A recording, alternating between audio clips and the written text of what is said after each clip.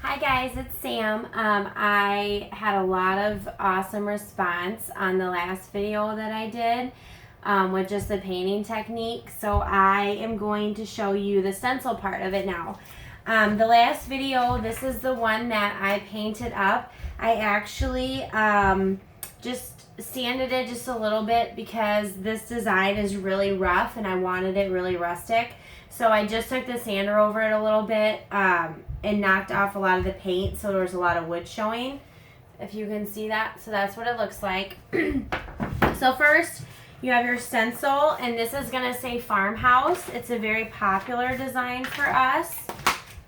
If I can find my tweezers.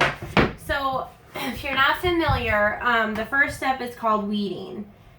So I did some of it already. So you just kind of, and I just use tweezers, just regular tweezers.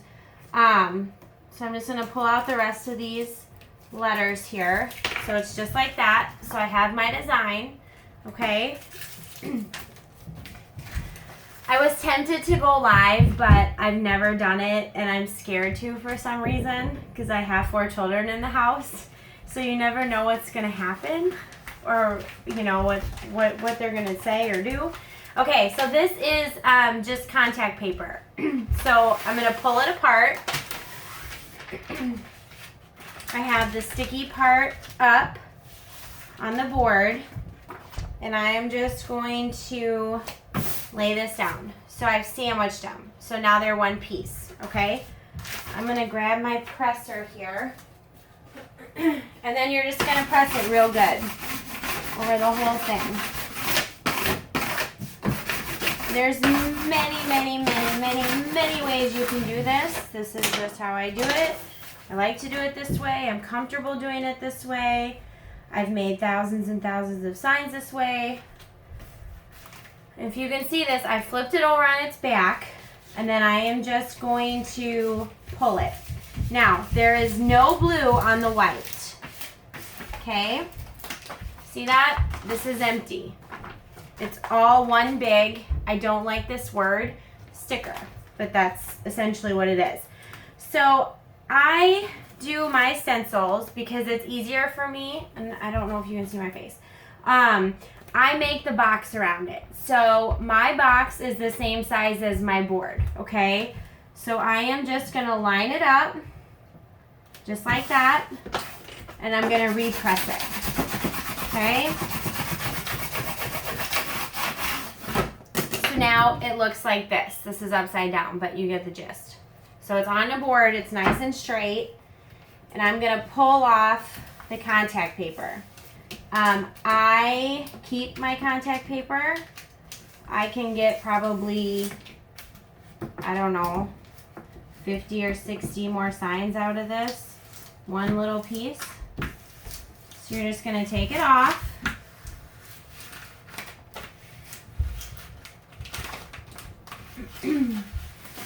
And I just stick it to my wall like that. Okay, so now it looks like this.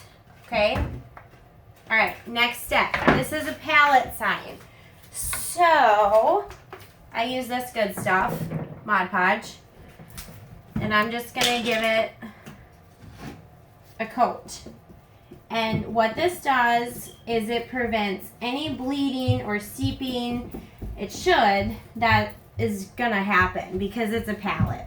Now, if you've ever ordered a pallet from me, chances are you've had bleeding.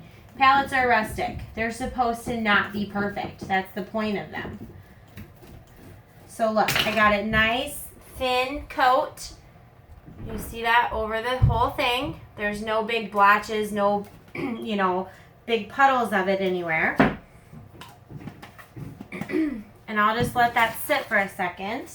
And if you missed the last video about how, I have another board here. I haven't worked much today, so it's still, I did this on this board last night in the tutorial.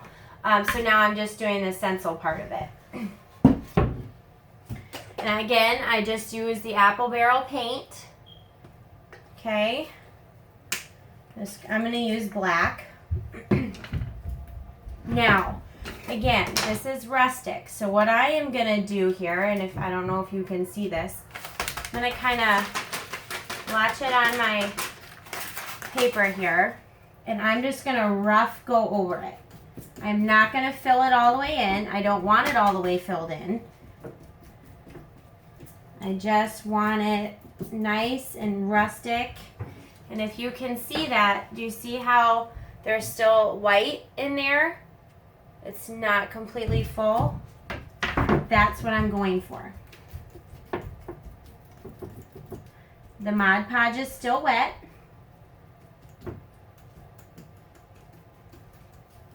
All right, so let me give you a close-up here. So that's, hopefully you can see it. That's what I did. Now, again, it's all still wet. I just did this. I know I'm not live, but I just did it, and I'm just gonna pull it up. Okay?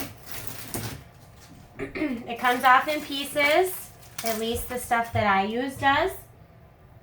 And then with the tweezers, see, there's still going to be pieces left that I didn't pull off. You see the stencil still in there? That's where your tweezers come in hand. So you're just going to take it and you're just going to tweeze out what's still in there. Just like this. Okay? Real simple. Just tweeze all of them out of there. All right, got them all out. And then this is the finished product. It's done. Look at that. Do you see that? No bleeding. The lines are perfectly straight on the edges. Let me give you an even closer up. But I still left some of that in there to match the background. And that's a finished piece. This is going out tomorrow. Well, tomorrow's Sunday. Sorry. It'll go out on Monday. I'll spray it up. I'll seal it good. And that's all she wrote. That's how I do it. Again, you can YouTube this, and there's going to be other people, other crafters that do it differently. But that's how I like to do it. It works for me. And if you are new to sign making, you have to find your own niche. You know, this took me endless, countless tears and endless sleepless nights trying to figure out how I liked to do it. And now that I've found a way, I stick with it and I've perfected it. You can even try this on a board and it might not turn out like this right away. It takes practice, it takes patience, but that's it. That's what I do. That's how I make a palette piece. Podge, cheap apple barrel paint, and you got it. All right, if you guys have any questions, leave it in the comments and I'll be happy to answer them. The last tutorial